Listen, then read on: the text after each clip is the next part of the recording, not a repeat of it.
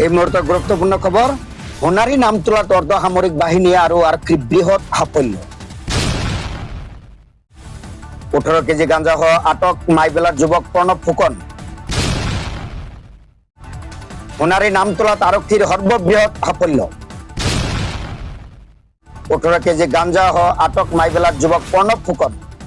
অৰ্ধসামৰিক বাহিনী আৰু আৰক্ষীয়ে টাউকাক তালাচী অভিযানত প্ৰণৱ ফুকন নামৰ যুৱকজনক আটক কৰিবলৈ সক্ষম হল।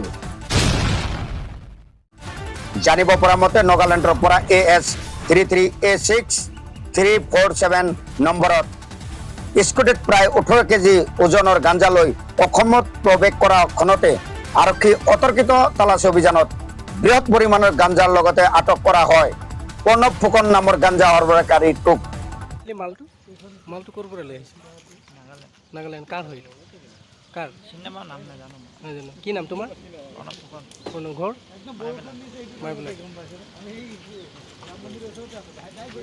আনহাতে অভিযুক্তক আৰক্ষীয়ে জেৰা অব্যাহত ৰাখিছে। পানীগছত 18 কেজি গাঞ্জা জব্দ কৰিছে, কেনেকৈ গম পালে? এইটো মানে কি, আমিতো ডিউটি কৰা মানুহ, আমিতো ডিউটিত আছিলোঁ, তেখেতলোকে চেক কৰি আছিলোঁ, কিবা এটা গম পালে স্কুটি এখনত মানে গাঞ্জা লৈ গৈ আছে আৰু। কি নাম ল'ৰাজন? প্ৰণৱ ফুকন। ক'ৰ হয়?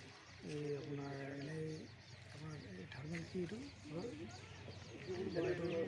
চৰকাৰী আগত হয় মাইবেলাৰ হয় বুলি কৈছোঁ।